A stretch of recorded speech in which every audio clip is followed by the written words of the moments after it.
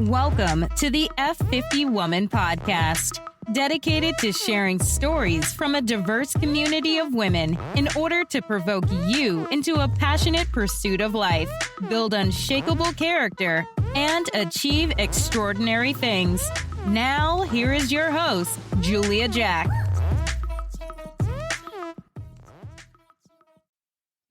The product of two parents who did not finish high school.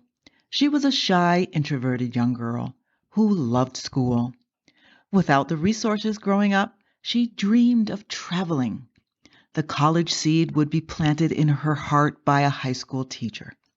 By the time she finished graduate school, she would come out of her shell and become an elementary school teacher when she would recognize an unmet need. Come and hear the story, how she rose from not thinking about attending college to earning multiple degrees and finally becoming a high school level school administrator. This is Barbara Ann Mojica's story, a history lover, a special ed teacher, and another inspiring F50 woman.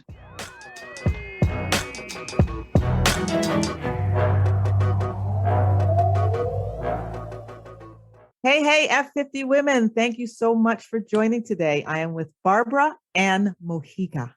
Barbara is a historian and a retired educator. Her education spans more than 40 years, serving as a teacher, a special educator, principal, and school district administrator. So she is experienced and wise, and I can't wait to hear what she shares. She provides tools to inspire and entertain and educate youth. And she asserts that history is the key to solving today's problems. And I believe that history is very important, but I think you have a deeper vision and an insight into it. So I'm excited to hear that. Welcome again, Barbara. Thank you so much for joining. Thank you for inviting me. It's a pleasure to be here. So before we get started in talking about history and why that matters, I love people to get to know who you are, who you were, and how you got here. It sort of gives a little bit of wind beneath the wings of what you do. So tell us about you as a younger woman or a younger girl. What were you like? What did you want to be? Okay, as a very young girl in my childhood, I was rather shy, and I would almost say introverted. I had a few close friends, and I didn't push myself out to meet people. I was more in tune with school, doing things on my own. So I didn't join clubs. I stayed to myself. I loved learning and I loved school. So my parents even knew. They said, "Don't leave Barbara alone. She's doing her homework." Right. Yes, we love that. Yes. And it's interesting because my parents, neither of them had extensive education. They were both products of the Depression era, and growing up, they went out to work early. So neither of them even finished high school, but they both respected, my wishes that I really enjoyed school. Mm-hmm. So that was my childhood, and when I went to school, I enjoyed reading. I love to read everything, but I particularly liked history because I liked finding out about who people were and where they came from and why they went exploring and how did they come upon all of these wonderful new ideas. And I wanted to visit places. I wanted to travel. But again, my parents didn't have a lot of means economically. So we didn't have a car, and I didn't get to travel very much as a child. So that became one of my life goals. As soon as I was able, I was going to travel. Okay. So when I did get to high school, the plan was pretty much for me to get a background that would ensure I would have a good job and be able to earn a living. Yes. So I started out in high school taking what was then called the commercial course. Okay. And I studied practical skills like bookkeeping and stenography and typing and all of those things. And that's where I was going. But one of my teachers decided to pull me aside, and she said, Barbara, you really ought to think about going to college. And I said, wow. I said, college? Well, I don't know about that. And she said, you really need to do it. So that planted the seed in my head, and I kind of switched gears, and I took enough courses that would kind of prepare me for at least being able to apply to a college. And I worked really hard. So I pushed myself. I made sure I got into the honor society, and I really worked hard because at that time there was an opportunity available. There was a city university system in place, and that was solely based on merit. So if you had really high grades, you would be able to get in, and there was no tuition, just the expenses of going to school, buying the books and so on. So I got into a college, and I worked super hard, and I just kept studying. And that led to a scholarship for graduate school. And, wow. Okay. I went on to graduate school for history. But then when I finished graduate school, I decided I was becoming more of a people person, which, I really wasn't as a young child. I was becoming more of a people person, and I love kids. So I said, gee, I really think I'd like to try teaching. So I started teaching. And because I didn't have all the quote formal education requirements, I started out in a private school. Okay. So I worked in a private school, and I taught all different grades. And my first class was a class of 56 fifth graders. Wow. And okay, that's a lot. I was terrified. Yes, yeah. I was all of 20 years old, and I'm walking into this classroom, and I was more afraid of them than they were of me. But I loved it. We got along great. I enjoyed it. And I did that. I worked in education for 23 years until I decided, this was my kind of next pivot point. I saw that a lot of children's needs weren't being met in the regular classroom. And I became very interested in special education. So I switched gears. I went back to graduate school again, and I took a degree in special education. Okay. And I started working with special education preschool with children really severely delayed, autism, crack cocaine babies, physical disabilities, and so on.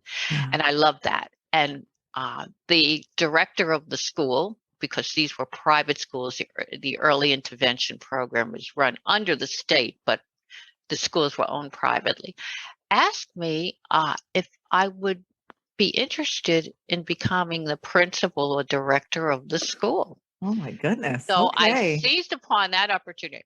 Back to school again, because I needed a degree in administration and supervision. Right. So I went back to school again. And I became the principal of that school. And that was a wonderful opportunity, because I got to work with not only children who had, real needs that needed to be met, but I got to work with teachers and speech therapists and physical therapists and occupational therapists and people from all these disciplines. I got, I got experience in really developing curriculum and writing programs and interacting with public agencies, because I had to interact with the city and the state. So it gave me a lot of experience, which led me to the next step when it became available, a position in the New York City Department of Education as a preschool administrator. Wow, and doing that, I was able to place children in the programs that they needed. So this was taking it one step forward, Okay. conducting the evaluations, finding the schools that were good fits for them, and then working with the parents, developing their individual education programs, and then placing them into those schools. So I love that. But Yeah. lo and behold, after 2 years, there was a big reorganization in New York City, and Okay. I was low man on the totem pole because I had only been there 2 years, and I got Okay. bounced out. So Wow. I went back to teaching again. Okay. And I became a teacher. First, it sounded awful. I bounced around for a while doing sub positions, but I wound up in a school that I could walk to in my neighborhood, and Mhm. I wound up learning all kinds of additional skills because I became involved in going into the classrooms, working kind of as an itinerant support teacher. Mhm. Then I started teaching the Wilson reading program, so I learned different reading programs to meet the needs of children that had reading disabilities. Okay. And finally, I became a team teacher, working in a collaborative teacher that had children with both general needs and special needs. So that's where I started, and then Okay. where I ended, and it kind of came full circle. Yeah. So that's where I landed, and in addition, I was working outside of school, one-on-one. I still worked with children with private agencies, Okay. children with autism, and so on. So I was still Yeah. working with these same teams, the speech therapists, the PTs, the OTs. Okay. So yeah, I had a couple of turning points, but in the end, they all worked out, just kind of helping me to grow and, Okay. extend myself into new areas. So Yeah. that's where I am. When I Nice. retired, I it lasted about one day, and I realized I really was not going to One day retire. retirement. Okay. So I combined my loves, and I started writing articles for a local news magazine, history articles. Okay. And then I wanted to work with kids, so I started writing history nonfiction books for kids, Yeah. and I wanted to make it fun. So my husband helped me with that. He said, "Well, I'll develop a character for you to narrate the books," because I wanted to entertain kids and empower them Mhm. at the same time. So he developed this Little Miss History character. So that's the name of my series. Little Yes. Miss History Little Miss travels to, History. and Nice. So stop there. So, because I want to ask you a couple of questions before we get to your Little Miss History, because that's the top of the mountain. That's the top of the mountain experience. So why, I know you touched on it a little bit, but why children with disabilities and why do you keep doing it? Tell us what the motivation is and what you see their needs are. Give us a little bit of insight for those of us who don't understand what that means to teach well, young children. children have so many different children with disabilities. Especially, but all children Yeah. have the need to learn in the best possible scenario, and the schools aren't really meeting that. Okay. My personal belief is that schools should be a lot more diverse. We spend Mhm. so much money on the public education system, Yeah. and it's just a failing proposition. In 1999, the United States was at the top in worldwide Yeah. rankings for education, and 10 years later, we had fallen to 18th. Mm. And now, currently, we're down near the bottom. We are Wow. not meeting the needs of students. The schools today are more concerned with what they're teaching, Right. not how to Right. teach and how to develop the brains of each individual child. And what I think they're really missing is the critical thinking. We're teaching to a test, an arbitrary standard that many of our children can't meet Right. because there are so many variables. First of all, we have children that are so diverse. Mhm. in languages and cultures, that we're trying to develop one test that they're all going to be able to deal with, and they can't. Because even when we try to give them a reading passage and then say, okay, there are some questions about this, children from different cultures are not going to be familiar. It's going to be Mhm. foreign to them. Right. So we're kind of beating our heads against the wall. I think what we need to do, and this is a big part of history, which is what you learn. Yeah. It's a big part of history. Critical thinking. Okay, we have to teach our children to apply critical thinking skills. And what does that mean? It means focusing on a problem and then teaching them how to observe what's going on, how to analyze different viewpoints and influences, how to communicate with people, and then using all of that to solve problems. The brain will seek the easiest way to come to a solution. So, our brain is kind of geared toward making a snap decision. And if we don't train ourselves that, we need to stop, we need to process, we need to see there's more than one viewpoint. And our social media plays into that also, because I was going to ask that. Yeah. with so much social media, what are we doing now? But we are spouting opinions. Yeah. Nobody Not a lot of presents the critical thinking processing going on. right. We're Yeah. presented with a viewpoint, and Mhm. then we go on social media and we're presented sometimes with an algorithm that only shows us some Right. of what our friends and contacts are saying. Yeah. And then we come to a judgment. Yeah. So we say, well, okay, all my friends are saying this, or people of my religious background think this, or people who live in my particular community think this way, so this must be true. So we kind of let all of these outside influences help us form our opinions, and children don't know the difference between fact and opinion now. Right. I mean, we have to train them to see that someone is saying something, and that's their viewpoint.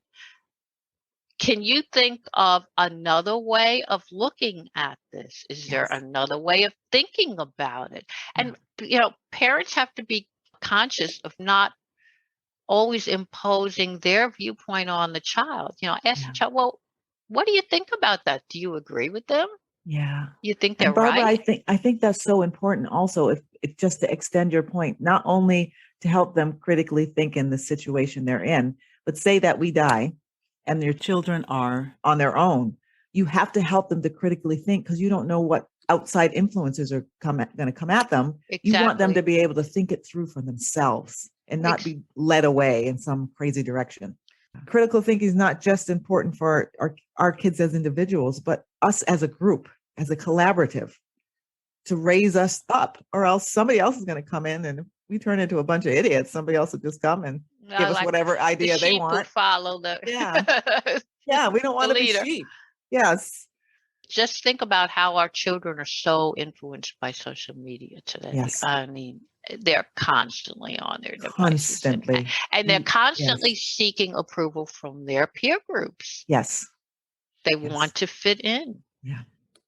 What characteristic or what gift or what talent did you have that allowed you to go from sort of that shy girl who just loved to read and learn to this high level educator who was leading groups and teaching teachers? Persistence, I guess, maybe stubbornness. Okay. I do have kind of a stubborn nature. Okay. And once I get onto something, I don't easily let it go. Okay. But when I was a child, like I said, when I was a child, I tended not to do that. I didn't have the self-confidence. I think Okay. it took me a long time to develop that Okay. self-confidence. Okay. And did you do that on purpose, or was it just because all the different experiences just helped you to build it each time you went to the next situation? I think all the different experiences, and I had some setbacks too. When I was uh, teaching, and I had my first child, I went on maternity leave, and this Mhm. is back before there was any kind of Right. paid maternity leave. And I was not working for a unionized school at the time. I was Right. working in the private school. And I got a letter saying that experience before it was time for me to come back and sign my Mhm. contract, I got a letter saying that experience has shown us that it's better for mothers to stay home with their children. This Oh. was from an administrator, Oh. because they thought, well, maybe, we can hire a new teacher and save Right. some money on the salary. Yeah. And that was I think that was one of the times when I said, I started kind of on this more self-confident. I said, well, Okay. how am I going to handle this? So I just Right. decided I called up the office and I spoke to the secretary. Of course, Yeah. she answered the phone. I said, Yeah. it's almost time to sign our contracts, and please ask so-and-so, the Yeah. administrator, Mhm. what's a good time for me to come in? Yeah. 2 days later, I got a call back. Please come in and sign your contract. Yes. That was one point. And then, Okay. I, another point was when I was in graduate school, and my whole, I had finished my master's, but I was even going toward the PhD. Okay. And the school that I was enrolled in really didn't have the courses that I needed, because my specialization was in ancient and medieval. So they were kind of giving me supplementary programs, and I couldn't really afford to move Yeah. and go to a school that would really have been better suited to my needs. And then one of the professors, the one that I was working with a lot, Mhm. decided to leave and pull out and go to a school in the Midwest. Wow. Okay. So my program fell apart, and that was kind of like a real disappointment. And so Okay. at that point, I had to decide kind of to give it up for the time being. Okay. So, but Yeah. that made me more resilient again. And, Okay. I moved on to other things, in teaching and the special education, and, Right. and that. Yeah. So, I mean, I had good points that pushed my self-confidence, like when I got the scholarship for graduate school, Yes. because I didn't even apply for that. A professor put my name in for it. Wow. Okay. So, that was a boost. So, I had the ups, I had the downs, and Right. they kind of evened out. But with each downside, I kind of became more resilient and Yeah. stronger. And, you have to say, okay, so I'm going to just push ahead and go on to doing something else that I want to do. Right. Yeah. And were there a lot of female educators when you started? I don't know what the ratio in education is, over the It, years, if it's changed. in my teaching experience, or in the graduate, or like in In the going to school. teaching, and mostly administrative too, I imagine maybe that was more male dominated. I don't know. Um, I don't know well, much in about the statistics. teaching in elementary, on the elementary level, it's more female, a More lot more female. Okay. female. But in the administration, the upper echelons of administration, at Yeah. that time, Yeah. it was probably more male. Okay.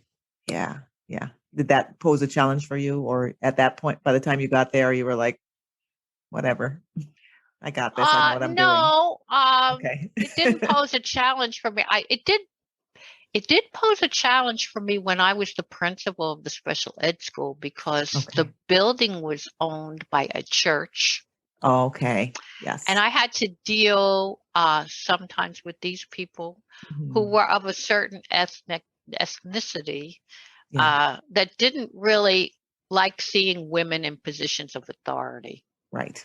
So the Got it. owner of the school used to have me be the go-between on purpose because he wanted to rattle them. Oh, okay. So he would say, you have to speak to the principal, and they didn't want Right. to speak to No. me. Okay. Yeah. Just to make them a little aggravated. Interesting. Okay. Were there any, I'm just being nosy. I'm nosy neighbor. Was there any interactions that you felt like were noteworthy or where you were like throwing your eyes up in the air, like whatever? You know, when I enjoyed it, like I okay, just enjoyed seeing them be uncomfortable. uncomfortable. Oh my goodness. That helps you to be a little bit more bold too, especially when you Yep. know somebody doesn't want to deal with you and you just get to a point where, well, you have to deal with me. So And let's then just get the dealing with work so done. many people there, I had to deal with people of all different cultures because in the situation when you work with special needs children, Mhm. you have a lot of teaching assistants, and the teaching assistants were not very well paid. These women were, Okay. minimum wage, but Yeah. they came from all different cultures, like the children that I was teaching. Yeah. So it was a challenge when you would develop staff meetings and you had to set up like a luncheon. They would Yeah. all bring their ethnic dishes and Yeah. compete with each other. Well, mine is better than yours. But it was a wonderful experience because Yeah. you learned so much about their cultures and Yeah. their customs, and Yeah. it was really marvelous. I know, probably more than we can bargain for. Before you get in those situations, you don't realize how it widens your viewpoint. Hmm.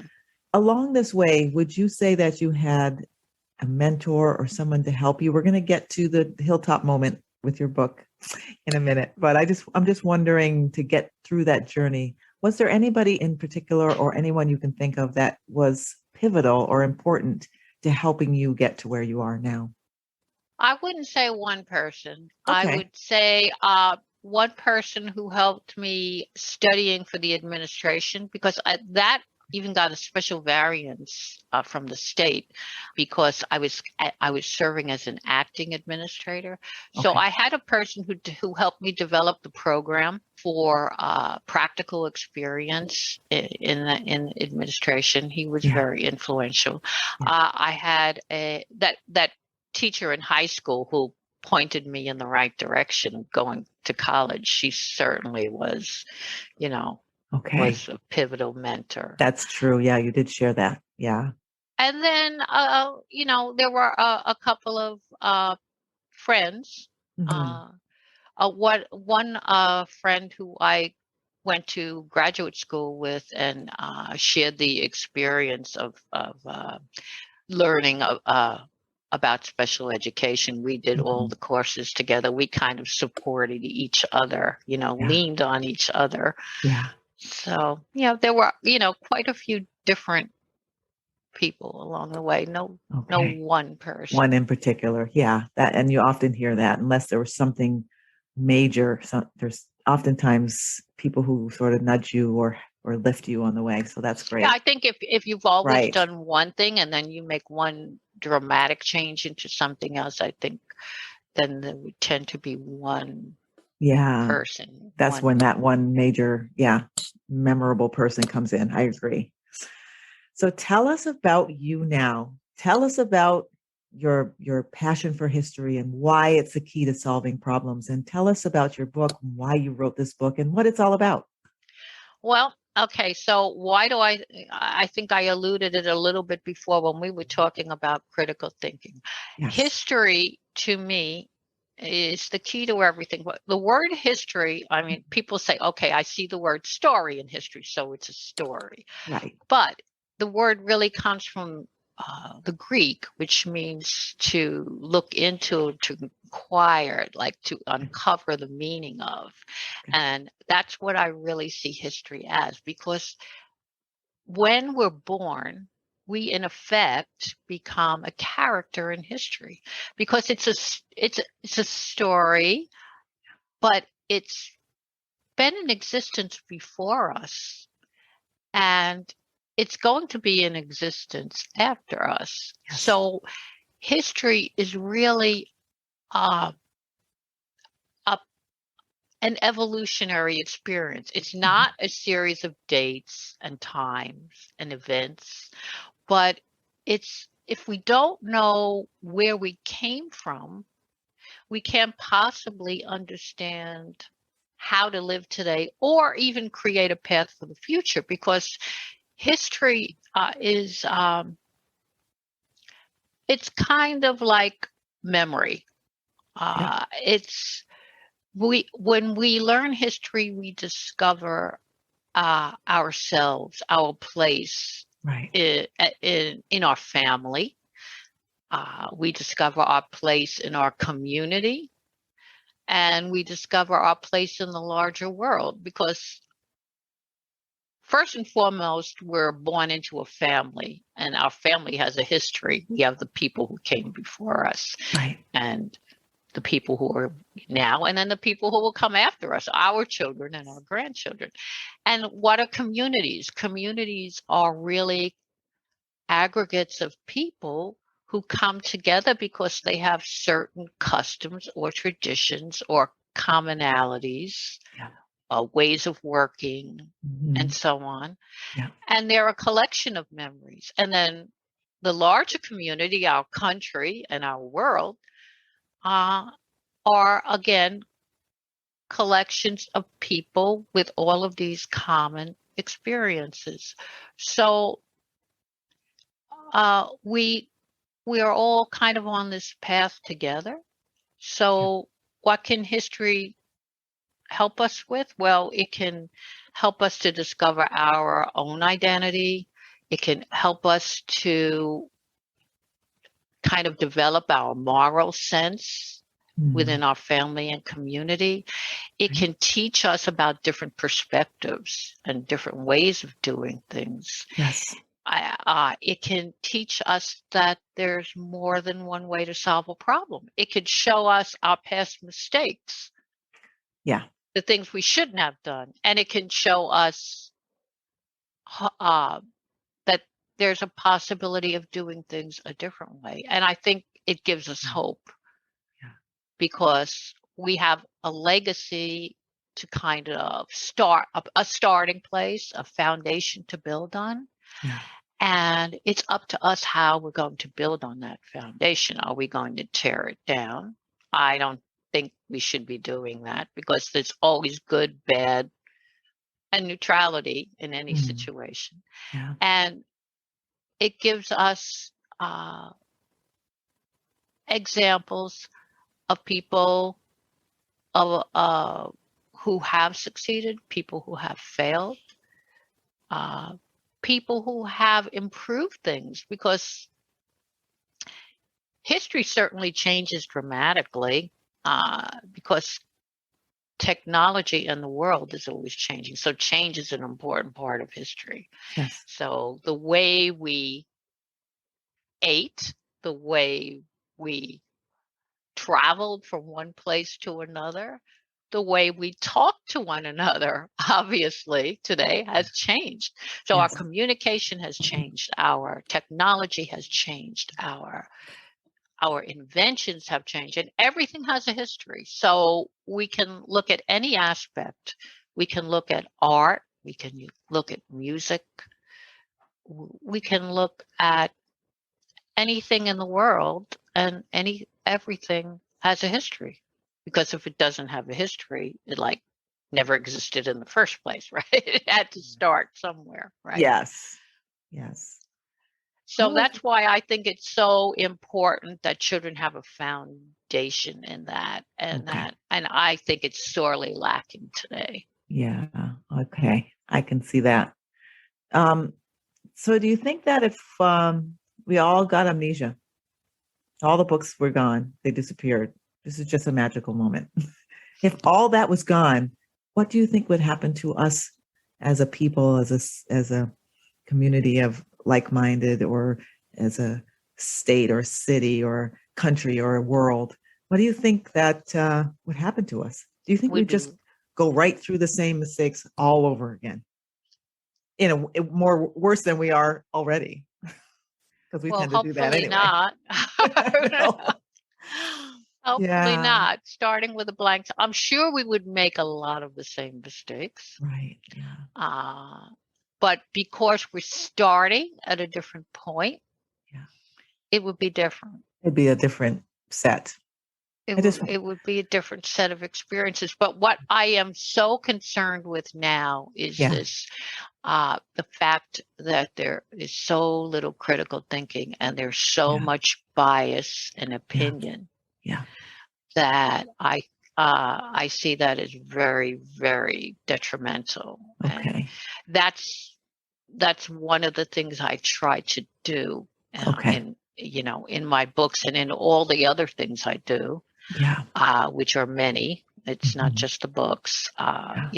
I do teaching on YouTube, and Okay. I do a lot of blog articles. So I provide tips and advice for authors, for parents, for teachers, Okay. and I suggest materials and so on that are all kind of part of my philosophy of developing, the kind of skill set that I think we really are going to need if we're going to be able to move forward in a very positive way.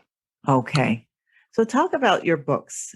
The books are for children, and how do they do exactly what you were explaining you're trying to do? Well, the books are for children, and they are picture books. Okay. Again, I alluded to my husband developing the character. Yes. He also does the illustration. So he's been drawing since the age of 5. Nice. And he's very talented. But my books are mixed media. So again, my Okay. books are a combination of actual photography, because Okay. we go to the sites, and 90% of my books, not all of them, because like things like the North Pole book, we obviously did not go there. Okay. But most of them have actual photography that we take from the sites. So Very Independence cool. Hall or Ellis Island or Okay. the Statue of Liberty, they're multimedia. Yeah. So they're fun because I have the cartoon character Little Miss History, who is a Right. younger version of myself, by the Okay. way. Yes. She wears these huge rose-colored glasses because she has an optimistic, hopeful view of the world. But yet Okay. she's a caricature of me because I used to love to hike, and again, I wanted to travel. So she I was wears going a to say, hiking yeah. outfit, and Mhm. like that. But we want to move kids along into a positive feeling, but we want to have them experience different cultures. Mhm. I try to include in the books little known facts about history, like the secret Okay. room behind Mount Rushmore, and Okay. characters who were ignored in history, like Alonzo Swan, who was working with the Black firing unit on the Intrepid and didn't receive the honor that he was supposed to receive until 50 years later. Okay. Anderson Ruffin Abbott, who was a African American surgeon Mhm. who was at Ford's Theater when Lincoln was assassinated. He was courting Lincoln's wife, Mary, her maid, Elizabeth. He Okay. was courting her, and they were at the theater, and he was involved in the aftermath. Wow. Remained a friend of the family for many years. Okay. John Muir. There are things about John Muir that are not widely known. Okay. The Inuit, the natives of the tundra region, who now today they live mostly in Canada, but what we used to call them, quote, Eskimos. Okay. These were the Native American tribes of Canada. Mhm. I bring out information about them. Some of my books are, I always include questions for the children to answer, like with Mount Rushmore, we have the fact that the land belonged to the Lakota Sioux, and Mhm. we took it back Mhm. after we had signed a treaty with them. Mhm. And that's where Mount Rushmore is today. Is that right? Then there's the Crazy Horse Memorial. The Native Americans are building a memorial to honor their leader close to Mount Rushmore. And Okay. what do they think? Should there be one monument? Should there be two? And things like that. Nice. And Get them thinking. Yeah. I include different disciplines, Okay. not quote, not just history, because I Okay. talk about like national parks like Sequoia National Park and the redwood trees and the sequoia trees and the native wildlife and who settled there, but what other issues are there, like the pollution in the park. It's one of the most polluted places. So we bring in all kinds of issues and questions for them to think about and ponder. Okay. Wow. Very interesting. I want to read these books myself, or well, it's funny because that sounds like some things I might not even know. I'm sorry. when you write children's books, you're writing for the children, but you're also writing for the parents. And I have a lot of my audience are parents. So of course a lot of them are teachers also, but a lot of them are parents and grandparents. And they'll tell me, well, I sure didn't know that. So it's kind of, it's wonderful for all ages, to open up minds and that's another, you made a perfect point, because for women, which is the audience, women 50 and over, you have or soon to have grandchildren. And not only will it teach them, but it'll also help you learn something you probably never even knew you didn't know. And that's something we should do every day. Learn something new every day. Yeah. Yeah. That's fantastic. Keeps our minds young, right? Yes, it does. It really does. Yeah. And it keeps you from being bored and settled. Well, you sometimes you read things, you're like, I already know all that. And you get stuck. I don't know a better word for it. So yes, expand your mind. And then you can give back to the young people and help them to not always be doing that thing with their finger, with their thumbs. Yes. Yes. It's crazy. So what, I'm going to try to change this a little bit to try to make it related to history and what you're talking about. But what's one piece of advice you would give a parent with a child with disabilities, or that disabilities, or what else that are delayed? What's one piece of advice you would give them? It could be in terms of teaching them history, engaging with your books. It could be with the school system, but just to pull out some of that wisdom of all your years of experience. What's one piece of advice you would give them? One piece of advice that I would give parents is to, especially if they think they have a child with some kind of disability, is to act on it as soon as possible. Okay. Don't hide. Don't ignore. Don't deny it. Okay.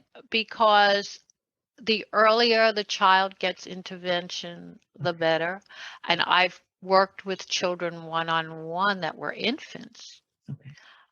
Because very often, especially with premature children, the hospital will refer the parent to look for certain signs and to keep on top of it. And unfortunately, many parents don't do that. So I would urge every parent to look at a child's developmental. You can get a little chart online of a child's developmental milestones, when they should be hitting certain marks, and keep an eye out to make sure that the child is doing that, because 99% of the problems, except of course for certain genetic or severe physical disabilities, can be alleviated if you start early. Oh, good. See, that's an important piece of advice, because sometimes I have noticed that people don't want to talk about it. Oh, it's not a problem. It's not an issue.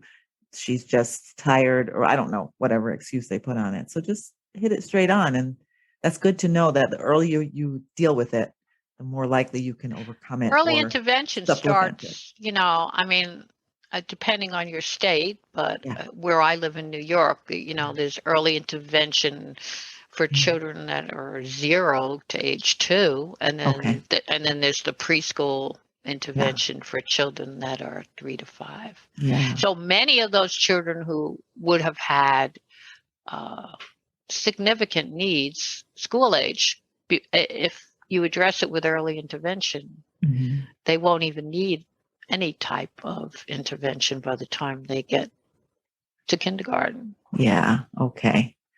So, oh gosh, I had a question that just popped in my head and now I forgot. Oh my gosh. Okay, maybe it'll come back to me. Darn. Oh, it was a question to follow up on what you just shared, but maybe it'll come back to me. So what's next for you?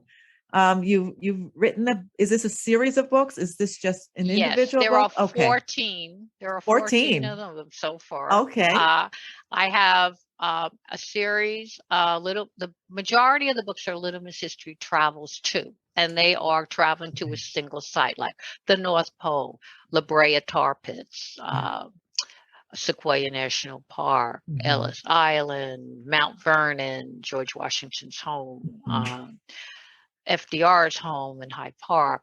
They're one site. I do have 2 other books, which I'm going to be continuing. I have one that I developed for teachers, The Adventures of Little Miss History, and that was mostly for New York City teachers. It's the 3 New York City sites: Ellis Island, Intrepid Sea, Air and Space Museum, and the Statue of Liberty. And then I have a coloring book, which is interesting. It's not a traditional just coloring pages, but I have portraits of historical characters, and then I have quotes from history, which and then some activities for children. But they're the kind of pictures that you could kind of color and tear out and hang up on the wall. So that's an interesting deviation. So I have another book I'm planning to do, Thomas Jefferson at Monticello. That's one that I'm working on now, and I have a few more, already in. All right, in the making. Various stages. Okay. Do they just keep coming? Did these ideas keep flowing? Okay. They keep coming. I find more places I want to visit, and, more things I think would be of interest to children, museums, whatever they are, nature museums, people, places. And then I've developed my YouTube channel, especially during the pandemic. I started especially developing short mini teaching lessons, and they're on everything, not just history. I have over 200 videos on my YouTube channel now. So I have kids history videos. I have the teaching videos, and some of them are about critical thinking. Some of them are about reading. Some of them are about writing, creative writing, science, math, a little bit of everything. I have trivia. I have some of my interviews, tips for authors. And then on my blog, as I mentioned, I review books for children on my blog, and tips for parents, tips for authors. And, I keep very, very busy. Very busy. I think I'm working as much as I did. I was going to say, it sounds like you're working overtime. Yeah. So do you think you could have done what you're doing now before you had retired when you were younger? Or do you feel like all of it just sort of built up to this one moment where you've just got these books flying out of your Oh, I definitely couldn't have done it when I was younger. First of all, I had, a lot more daily responsibility with kids and running, running here, there, and everywhere. And I was very involved as a parent. And I think that's another good tip for parents. Be involved in your child's school, especially now. Make sure you know what's going on. So I would, I went to the PTA meetings. I served as, executive functions in the PTA.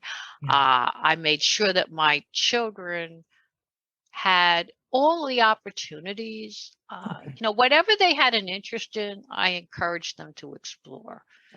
And again, that helps with the critical thinking and, learning to become responsible and learning to become a leader. And just developing empathy, meeting more people. Yeah. So why do you think I know this is going to sound like a stupid question, but I'm going to ask you, why do you think it's important for parents to be involved in the school? What is important? What might they miss if they don't?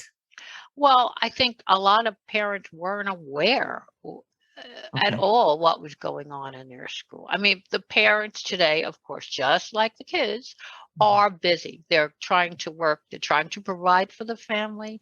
They're trying to, get their kids to where they need to go. They don't have a lot of free time, and they don't stop. They don't think. They don't process. So Pay attention.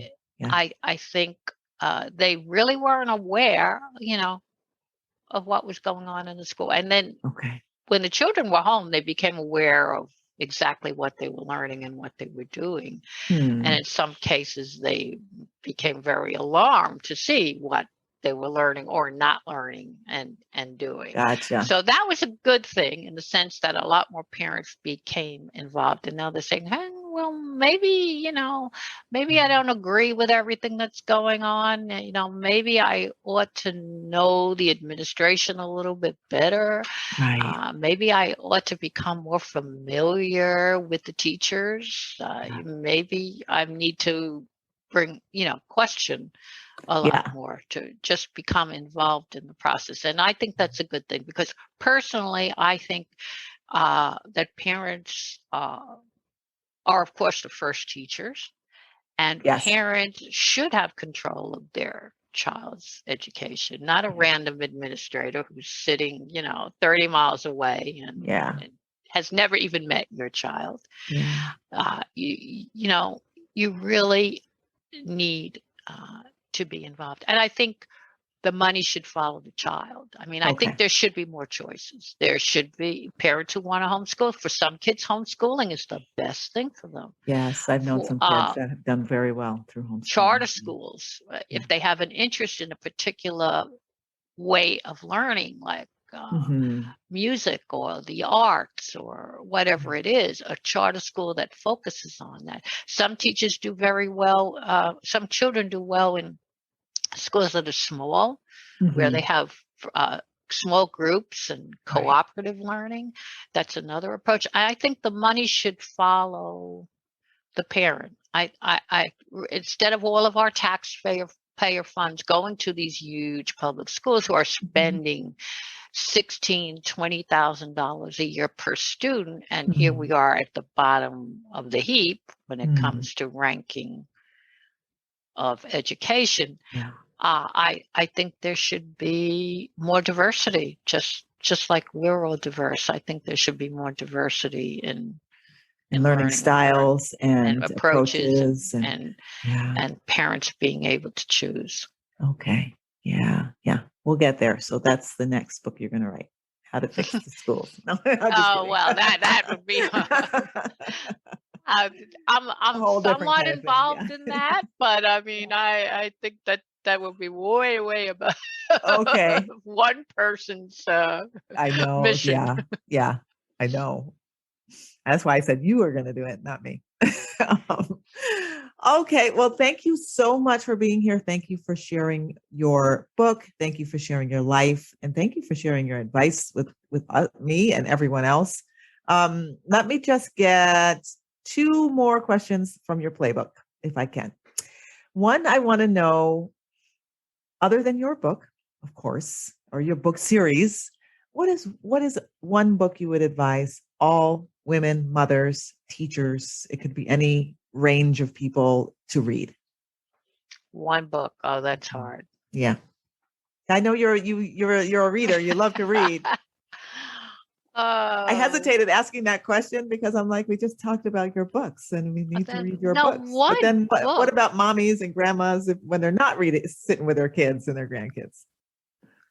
You have a favorite one or maybe even like history. What if I want to go sit down and I want to get into this history thing, where should I start? Is there a certain era? Should I start in the 1800s? Should I start modern times or any of the above? I don't know. I would start with the kind of culture that you're interested in. Okay. So if you like ancient things, then I would start with a Okay. book about classical Greek. I would go to some of the historians of that Okay. era. So if you were interested in Greece, you might read Right. Herodotus or Thucydides. If you're Okay. interested in American history, you might read Worston or Okay. Craig Shirley, Okay. one of the American historians. Okay. Depending on the area. For parents, for one book, Mhm. I don't think I could think of one. Okay. I That's mean, okay. there are If just it's so not on the many. top of your head, that's okay. Yeah. Yeah. Yeah. What I heard from you is important. Start where you're interested, where your interest lies. Because, so for some of us, history is like, oh my gosh. Yeah, where would you Oh, start, right? Yeah. yeah. So, I mean, if you've been to a certain place or you've seen a certain thing on television that Yeah. interests you, so say you're interested in the mummies, so Right. approach ancient Egypt, or if you're really interested in the Middle East, Mhm. pick one of the countries in the Middle East Yeah. and And just dive in. Yeah.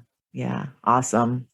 Michener might be a good place to start because James Michener wrote a Okay. lot of historical novels. Now, they're not necessarily historically accurate per se, Okay. but they introduce you to different places like the South Pacific or Yeah. Alaska or Hawaii. He has a book on Alaska, Hawaii, the South Pacific. Okay. And I like mega books. So, I mean, Okay. I like You're one of those. I like Okay. to get all the details, the settings, Yeah. the intense characters. So like Yeah. that for somebody who's just starting out, I wouldn't recommend one of those mega books. I would No. would just go to the library to the section Yeah. of history, and then Mhm. there are sections for the ancient and the medieval and whatever Yeah. American history, Yeah. and go there and find a small book that Mhm. gives you an introduction, and then you can Right. go from there And because then see history where is it such a takes you. vast, It is. just like parenting. To pick one parenting book, Yes. like I know. You're going to have to read a lot more than just one of those. I understand. Yeah. Yeah. There's a lot to parenting, and there's no one manual that says it all or can fix all different kinds of children. So history is similar, I'm sure. So now, after this podcast is over, please tell my audience where they can reach you, how they can get your book and get in touch with you. okay, well, my books are available worldwide. Okay. So the best place to get in touch with me is on my Mhm. website, and it's just www.littlemisshistory.com. From my website, you can get to all the other resources. So I have a link on my website to contact me, Barbara at littlemisshistory.com. Okay. And I always welcome, I answer anybody who writes to me about pretty much anything. Okay. I have a link to my YouTube channel, so you can go to all the videos there and the teaching Mhm. lessons. I have a link to my blog, so you can get to the book reviews. Link to my Pinterest. That's if you don't have a lot of time Yeah. and you're looking for something specific. My Mhm. Pinterest blog is a good place to go because I have links to my teaching lessons. I have links to like books by subject, books by age. Okay. So if you're looking for books for a particular age or a particular subject, like you could go to my Pinterest blog Nice. and get them there. So Nice. I have free resources on my blog as well. So some of the things I talked about, like the reasons to study history or Mhm. parenting tips, or how to improve your child's reading, and Mhm. those kind of things are on my blog too. Nice. Excellent. Thank you so much again for sharing your time, your wisdom, and your story with It's a all of us. pleasure being here. Thank you so much. Thanks, Barbara.